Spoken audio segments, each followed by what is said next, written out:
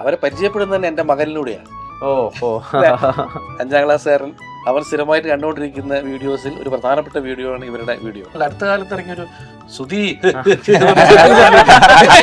റീലെടുക്കുന്ന same ലാഗാണ് എനിക്ക് ഇതിലും feel ചെയ്തത്. ഫൈറ്റ് കണ്ടു കഴിഞ്ഞാൽ പേടിച്ചു പോകും. സത്യം അങ്ങനത്തെ റോ ഫൈറ്റാണ്. ഫസ്റ്റ് ഇവരായിട്ടുള്ള സീക്വൻസ് അഭിനയിക്കുന്ന സമയത്ത് തന്നെ ഹാഷിറും അലിനും ഒക്കെ നമ്മൾ ഈ ഇൻസ്റ്റഗ്രാമിൽ കാണുന്നുള്ള ഒരു സ്വഭാവം ഉണ്ടല്ലോ, അതൊക്കെ ഇട്ടു. അപ്പത്തേക്കും ഓക്കെ, കംഫർട്ടബിൾ ആയി.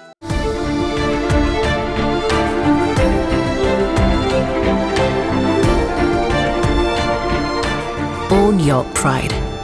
Pride Diamond Collections by Joya Lucas, world's favorite jeweler. മലയാള സിനിമയ്ക്ക് എപ്പോഴും ടാലന്റിൽ ഇൻവെസ്റ്റ് ചെയ്യാനുള്ള ഒരു താല്പര്യം വളരെ കൂടുതലാണ്. അങ്ങനെ മലയാള സിനിമ വളരെ പ്രതീക്ഷാപൂർവ്വം ഇൻവെസ്റ്റ് ചെയ്തിട്ടുള്ള ഒരു ടാലന്റിന്റെ ഹബ്ബാണ് വാഴ 2. വാഴ 2-ലെ പ്രധാനപ്പെട്ട താരങ്ങളും കൂടെ സുധീഷ് ചേട്ടനും ചേരുന്നു. നമസ്കാരം. എങ്ങനെയുണ്ട് ഈ പുതിയ എനർജി? അതായത് മൊബൈൽ സ്ക്രീനിൽ നമ്മളെല്ലാവരും വിസ്മയിപ്പിക്കുന്ന, നമ്മുടെയൊക്കെ ഡെയിലി ലൈഫിൽ നമ്മൾ സംസാരിക്കുന്ന പല പദങ്ങൾക്കും അല്ലെങ്കിൽ പല പ്രയോഗങ്ങൾക്കും ഒക്കെ കാരണക്കാരാവുന്ന ആളുകൾ, ഇവരിലൂടെയാണ് നമ്മൾ പുതിയ ട്രെൻഡുകൾ മാറുന്നത്, പുതിയ പ്രയോഗങ്ങൾ മാറുന്നത് ഒക്കെ തമാശ രൂപേണ അറിയുന്നത്. ഇവരുടെ കൂടെ ജോയിൻ ചെയ്തപ്പോൾ അവരുടെ എനർജി മനസ്സിലാക്കിയപ്പോൾ സുധീഷ് ചേട്ടൻ എന്താ ഒരു പെർഫോമർ കിട്ടിയ ആടോ? അത് ഞാൻ ഈ വാഴ 1 കാണുന്ന സമയത്താണ് ഇവരെനിക്ക് മനസ്സിലായത്. ഹാഷിർ, അലൻ, ഇവരൊക്കെ ഉണ്ടല്ലോ, പല ആൾക്കാരെല്ലാവരും. അപ്പൊ പക്ഷെ അതിനു മുമ്പേ അവർ ഫേമസ് ആണെന്നുള്ള പിന്നീടൊക്കെ അറിയുന്നത്.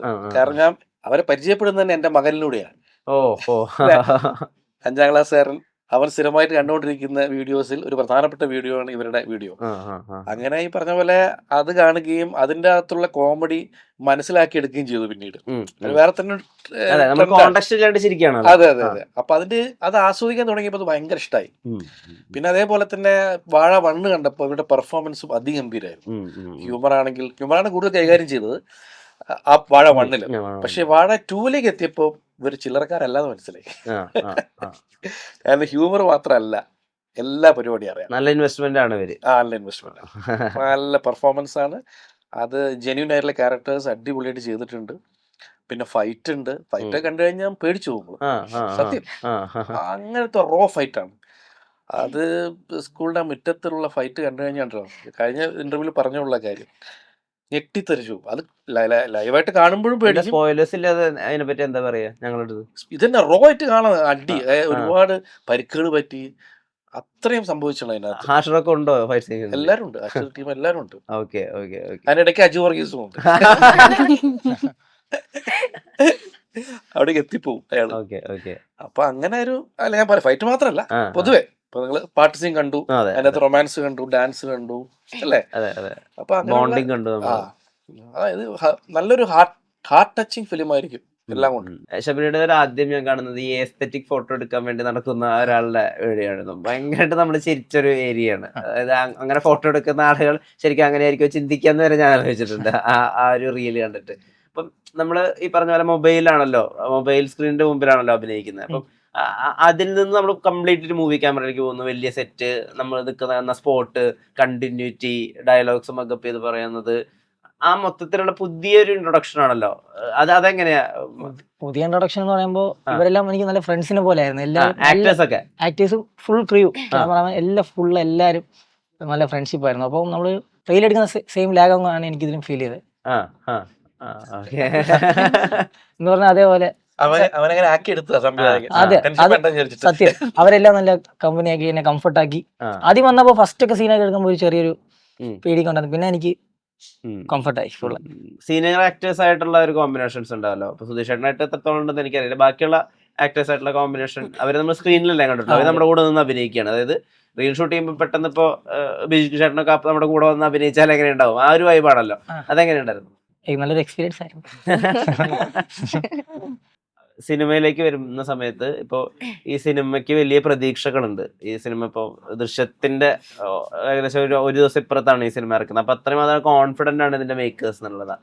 ഇപ്പോൾ നിങ്ങൾ ഇതിൽ ഇന്നാവുന്നു അല്ലെങ്കിൽ ഈ ഫ്രാഞ്ചൈസിന്റെ ഭാഗമാവുന്നു, എത്രമാത്രമുണ്ട് പ്രതീക്ഷകൾ?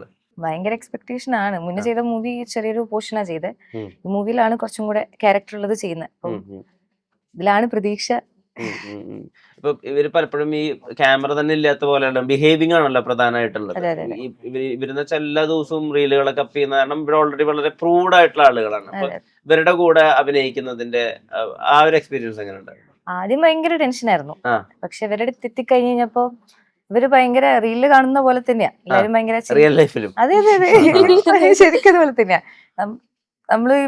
നമ്മളിപ്പോ ഈ മൊബൈലിലല്ലേ ഇതൊക്കെ കാണുന്നത്. ആ. ഇവരെ നല്ല ടെൻഷൻ ഉണ്ടായിരുന്നു വന്നപ്പോ. ആ, പക്ഷെ ആ. എത്തിക്കഴിഞ്ഞപ്പോ എല്ലാരും ഭയങ്കര കംഫർട്ടബിൾ ആക്കി, ഉം, ഉം. ഭയങ്കര സപ്പോർട്ടും ആയിരുന്നു. ഓക്കെ ഓക്കെ അപ്പൊ അങ്ങനെ അവരുടെ സപ്പോർട്ടും കൂടെ അത്യാവശ്യം നല്ല രീതിക്ക് ചെയ്യാൻ പറ്റിയിട്ടുണ്ട്.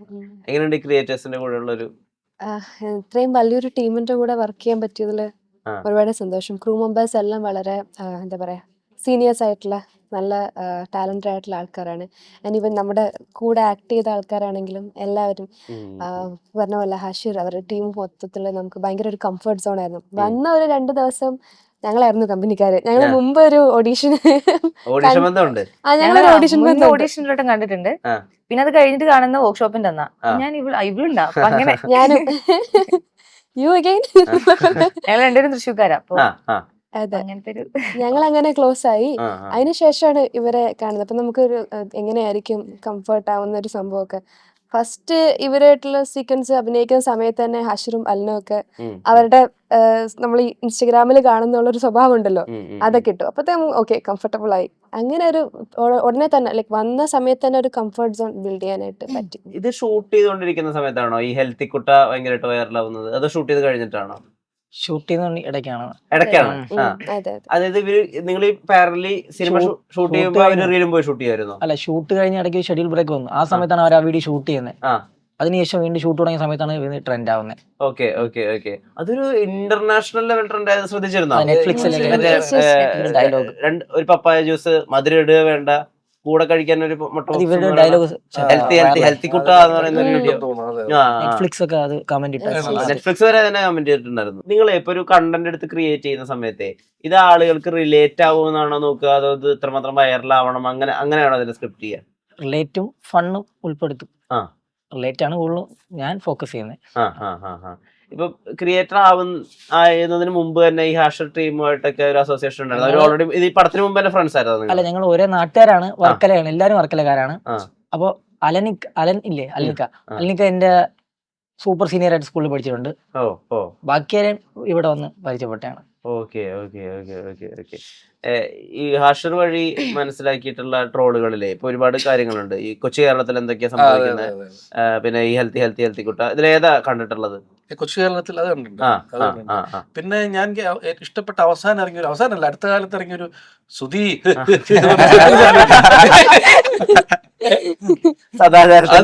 ഇഷ്ടപ്പെട്ട ആ വീഡിയോ ഞാൻ പല പ്രാവശ്യം കണ്ടിട്ടുണ്ട്. ഓക്കെ. ഈ കടുവ പ്രസാദ് അത് കണ്ടിട്ടുണ്ടോ?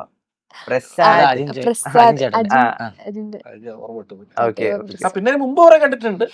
ഏറ്റവും അവസാനത്തെ ഈ സംഭവം, പിന്നെ ഇപ്പൊ പുതിയൊന്നും ഇറങ്ങിയല്ലോ ഗിറ്റാറിന്റെ ഒരു സംഭവം. ഇവരിൽ നിന്ന് എപ്പോഴെങ്കിലും ഇൻസ്പിറേഷൻ എടുത്തിട്ടുണ്ട്? ഇവര് ക്രിയേറ്റേഴ്സ് ആയിട്ട് ബൂം ആയതിൽ നിന്ന് ശബരി എപ്പോഴെങ്കിലും ഇൻസ്പിറേഷൻ? ഇവരെയൊക്കെ ഇൻസ്പയർ ആണ് ഞാൻ തുടങ്ങിയത് തന്നെ.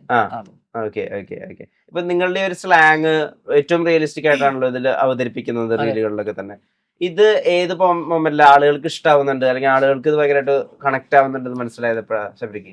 അങ്ങനെ മനസ്സിലായെന്ന് പറയുമ്പോ ഞാൻ അതൊന്നും വിചാരിച്ചരച്ച് തുടങ്ങിയ എന്റെ ഒരു കഴിവ് പുറത്ത് അറിയിക്കണമെന്ന് പറഞ്ഞ് ചെയ്തല്ല. ഈ സ്ലാങ് ആണ് ഇതിന്റെ മെയിൻ എന്ന് പറഞ്ഞ് തുടങ്ങിയതല്ല.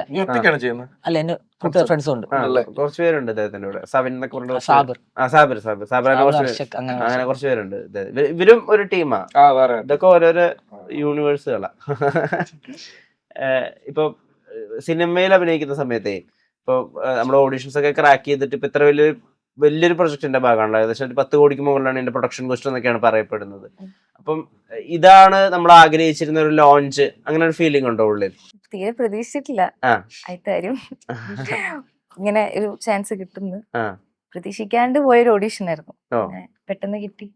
എന്തായിരുന്നു ഓഡീഷൻ എക്സ്പീരിയൻസ്? എനിക്കും എക്സ്പെക്ട് ചെയ്യാണ്ട് കിട്ടിയ ഓഡീഷൻ ആയിരുന്നു. കുറെ പേരുണ്ടായിരുന്നു. ഞാൻ പോയ ഓഡീഷന് കുറെ കുഞ്ഞു പിള്ളേരായിരുന്നു. ഞാൻ വിചാരിച്ചു ഇത് തെറ്റി വന്നതായിരിക്കും. പിന്നെ എന്റെ മുന്നത്തെ പടത്തിലത്തെ കുട്ടി വന്നിട്ടുണ്ടായി. അപ്പൊ അങ്ങനെ കണ്ട് ഒന്ന് ഓക്കെ. പിന്നെ ഉള്ളിൽ കയറി കുഞ്ഞു പിള്ളേരോട് ഞാൻ ഓഡീഷൻ ചെയ്തേ. പിന്നെ അത് കഴിഞ്ഞിട്ടാണ് പിന്നെ പിള്ളേരൊക്കെ വരുന്നത് കാണുന്നത്. അപ്പൊ ഞാൻ ആദ്യം പോയപ്പോ ഞാൻ വിചാരിച്ചു വെറുതെ വന്നു എന്നുള്ള രീതിയിൽ ഇരിക്കായിരുന്നു. നിങ്ങൾക്ക് അങ്ങനെ സ്ഥിരമായിട്ട് ഓഡിഷന് പോകുന്ന ഒരു ടീമൊക്കെ ഉണ്ടോ? അങ്ങനെയല്ല, എന്റെ മുന്നത്തെ മൂവിയിലെ കുട്ടി വന്നിട്ടുണ്ടായി ആ ഓഡിഷന്. ഓക്കെ അപ്പൊ ഓക്കെ. അവളെ കണ്ടപ്പോഴൊരു സമാധാനമായത്. ഈ വർക്ക്ഷോപ്പിൽ നിന്ന് എന്തൊക്കെയാ മനസ്സിലാക്കിയത്? ആക്ടിംഗ് വർക്ക്ഷോപ്പ് അതെ, നടത്തിയെന്നൊക്കെ അതെ. പറയുന്നുണ്ട്. അതിൽ നമുക്ക് സിനിമയുടെ മീറ്റർ എന്താണെന്ന് മനസ്സിലായി. റീലിൽ അഭിനയിക്കേണ്ട രീതി അല്ല സിനിമയിലുള്ള എന്ന് മനസ്സിലായി. ഉം. അടിപൊളി വർക്ക്ഷോപ്പ് ആയിരുന്നു, ഒരുപാട് ഉപയോഗം ചെയ്തു. ഈ റീൽ അഭിനയിക്കുന്ന സിനിമയിൽ അഭിനയിക്കുന്ന തമ്മിൽ വ്യത്യാസം എന്തൊക്കെയാ ചെയ്തത്? മീറ്റർ വ്യത്യാസം ഉണ്ടാവില്ലേ ആ.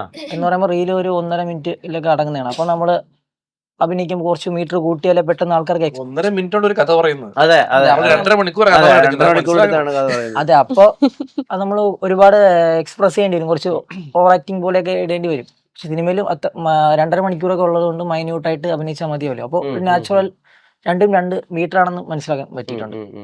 ഇപ്പൊ ഇവരുടെ ഈ ഒരു റിയൽ ക്രിയേഷൻ കാരണം കൊണ്ടേ ഇപ്പം റൈറ്റേഴ്സിനായാലും ശരി മറ്റു ക്രിയേറ്റേഴ്സിനായാലും ശരി അവരും കുറെ കൂടി ഒക്കെ അപ്ഡേറ്റഡ് ആവും, കുറെ കൂടി ശ്രദ്ധ കേന്ദ്രീകരിക്കും. ഫോളോ ചെയ്തുകൊണ്ട് സിനിമയിലേക്ക് ഇത് കൊണ്ടുവരുന്നുണ്ട്. റീൽ സ്റ്റൈൽ പരിപാടികൾ ചെയ്ത്, കാരണം കൂടുതൽ ആൾക്കാർ ആസ്വദിക്കുന്ന അങ്ങനെയാണല്ലോ ഇപ്പൊ ഇൻസ്റ്റാഗ്രാം റീൽസും. അപ്പൊ ആ ഒരു ട്രെൻഡ് ആൾക്കാരുടെ മനസ്സിലേക്ക് വന്നു പോയിട്ടുണ്ട്.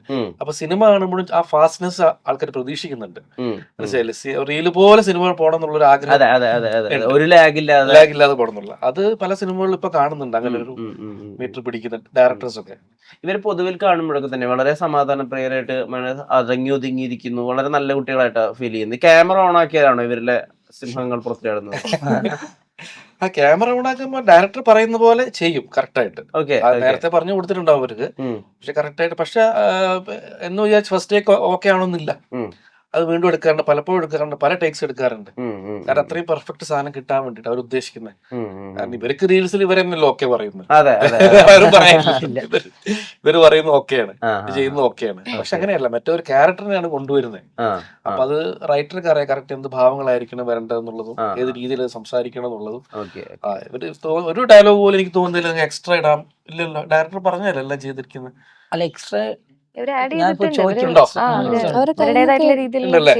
അപ്പൊ അത് കോൺട്രിബ്യൂട്ട് ചെയ്തിട്ടുണ്ടാവും, എല്ലാം പറയാം. എന്നാലും ആ ക്യാരക്ടർ വിടാതെയാണ് ചെയ്തിട്ടുണ്ടാവുക മൊത്തത്തിൽ. അതെ അതെ അതെ. കുറച്ച് ആക്ടേഴ്സിനെ പറ്റിട്ട് ഞാൻ ചോദിച്ചോട്ടെ. ഐ മീൻ ഇതിൽ ഭാഗമായിട്ടുള്ളത് ഇപ്പം അവരായിട്ടുള്ളൊരു അസോസിയേഷൻ അവർ പറയുമ്പോ എന്താ ഓർമ്മ വരുന്നതെന്ന് പറഞ്ഞാൽ കൊള്ളാറുണ്ട്. മനസ്സിലായില്ല ചോദ്യം. അതായത് ഇതിലെ കാസ്റ്റിൽ ഓരോരുത്തരെ പറ്റി പറയാം, അപ്പൊ എന്താണ് വരുന്നത് എന്നുള്ളതൊന്ന് പറഞ്ഞാൽ. സാബർ എന്റെ കൂടെ വിരിയുന്നതാണ്, എന്റെ ഫ്രണ്ടാണ്. ഈ പടത്തിൽ അദ്ദേഹത്തിന് എത്രമാത്രം പ്രാധാന്യമുണ്ട്? പടത്തില് പ്രാധാന്യം അത്യാവശ്യം റോളുള്ളതാണ്. ഇപ്പൊ ഈ സിനിമയുടെ അകത്ത് നിങ്ങൾ എല്ലാവരും ഒറ്റക്കെട്ടായിട്ടാണ് നമ്മൾ കാണുന്നത്, അതായത് എല്ലാവരും ഫ്രണ്ട്സ് ആയിട്ടാണ് നമുക്ക് മനസ്സിലാക്കാൻ പറ്റുന്നത്. ഇത് 2 ഗ്യാങ്ങുകൾ, ഇപ്പൊ വാഴയിൽ അങ്ങനെ ഉണ്ടല്ലോ, 2 ഗ്യാങ്ങുകൾ ഉണ്ടല്ലോ, വാഴ 1 അതുപോലെ ഉണ്ടോ വാഴ 2? അത് സിനിമ കാണുമ്പോ മനസ്സിലാവും. ഹാഷറിനെ പറ്റിട്ട് എന്താ? പുള്ളി അടിപൊളിയാണ്. സിനിമയുടെ മ്യൂസിക് അത് വാഴ 1 ഇപ്പൊ വാഴ 1 എല്ലാ പാട്ടുകളും ഒന്ന് റീൽസ് ക്രിയേറ്റേഴ്സും അതുപോലെ ചാറ്റ് ബോസ്റ്റേഴ്സും ഒക്കെ ആയി മാറിയിട്ടുണ്ടായിരുന്നു. ഇതിന്റെ ഒരു മ്യൂസിക്കിലേക്ക് വരുന്ന സമയത്ത് ഇപ്പൊ ഇറങ്ങിയ പാട്ട്, ഇതിന്റെ RR അതൊക്കെ ഇപ്പൊ ഡബ് ചെയ്യുന്ന സമയത്ത് അല്ലെങ്കിൽ ബാക്കി ഭാഗമായിട്ട് സൂക്ഷിച്ച് കുറച്ച് കേട്ടിട്ടുണ്ടായിരിക്കലോ, എന്താ ഫീൽ ചെയ്യുന്നത്? അല്ല, ഞാൻ അങ്ങനെ മ്യൂസിക്കായിട്ട് ബന്ധപ്പെട്ടൊന്നും കേട്ടിട്ടില്ല. ഈ ഇറങ്ങിയ പാട്ടല്ലേ അത്രേ ഉള്ളൂ. മറ്റേ റെഫറൻസ് പോലെ അവർ ചെയ്യുന്നതാണല്ലോ അവിടുന്ന് എഡിറ്റ് ചെയ്യുന്ന സമയത്ത്. അത് പക്ഷെ ഒറിജിനൽ മ്യൂസിക് അല്ലല്ലോ, നമ്മള് RR ഒന്നും അറിയില്ല, കേട്ടിട്ടില്ല. പക്ഷെ ഈ പാട്ട് ഭയങ്കര ഇഷ്ടപ്പെട്ടു, ഇപ്പൊ ഇറങ്ങിയ പാട്ട്. കാരണം നമ്മള് എന്താ പറയാ, ഒരു പ്രതീക്ഷിക്കാത്ത രീതിയിലുള്ള വേറൊരു താളവും കാര്യങ്ങളൊക്കെ ഇതിന് പെട്ടെന്ന് ഫാസ്റ്റ് ബീറ്റ് ആണ് ഞാൻ പ്രതീക്ഷിച്ചത് വരുമെന്നുള്ളത്. പക്ഷെ ഇത് അങ്ങനെയല്ലോ, ഫാസ്റ്റ് ബീറ്റ് അല്ലല്ലോ വന്നത്. ഇനി വരുമായിരിക്കും ഫാസ്റ്റ് ബീറ്റ്. അപ്പൊ ഈ പാട്ട് ഭയങ്കര ഇഷ്ടപ്പെട്ടു. സംഭവം പ്രതീക്ഷ എത്ര മാത്രം ഉണ്ട് വാഴ 2-ല്? എന്താ ആക്ടർ എന്നുള്ള രീതിയിൽ ഇപ്പൊ തീവണ്ടി ചെണ്ട ലൈഫിലേക്ക് ഒന്ന് ചേർത്ത് വെച്ചിട്ടുണ്ടല്ലോ, അല്ലെങ്കിൽ ഇപ്പൊ എന്നിവർ ഒരു കാര്യം ചേർത്ത് വെച്ചിട്ടുണ്ടല്ലോ, അതുപോലെ വാഴ 2 എന്തായിരിക്കും ആഡ് ഓൺ? വാഴ 2 നല്ല ക്യാരക്ടറാണ്. അല്ല, ആരുടെ അച്ഛനാണ് അത് ഞാൻ ചോദിക്കാൻ പറ്റുപോയി. അതിപ്പോ പറയുന്നതിന് കുഴപ്പമില്ല, ഞാൻ വേറെ ഇന്റർവ്യൂല് പറഞ്ഞിട്ടുണ്ട്. അലന്റെ അച്ഛനാണ്. പിന്നെ അലന്റെ എന്റെ ഒരു ഭാവി മരുമകള് ഈ കൂട്ടത്തിലുണ്ട്, അതാ ഞാൻ പറയുന്നില്ല. അങ്ങനെയൊക്കെ ആണ്. ഒരു മുസ്ലിം ക്യാരക്ടറാണ്. അയാളുടെ സ്വഭാവത്തിന്റെ പ്രത്യേകതകൾ എന്തെങ്കിലും പറയാൻ പറ്റുമോ? കുറച്ച് പഴയ ആളാണ്, എന്നാൽ പുതിയതായിട്ട് പൊരുത്തപ്പെട്ടു പോകുന്ന ആളാണ്. അങ്ങനെ ഒരു പരിപാടിയാണ് സംഭവം. സിനിമ സംസാരിക്കട്ടെ, വലിയ വിജയമാവട്ടെ. നല്ലതായിട്ട് നേരത്തെ ഒരുപാട് നന്ദി, നമസ്കാരം. Thank you.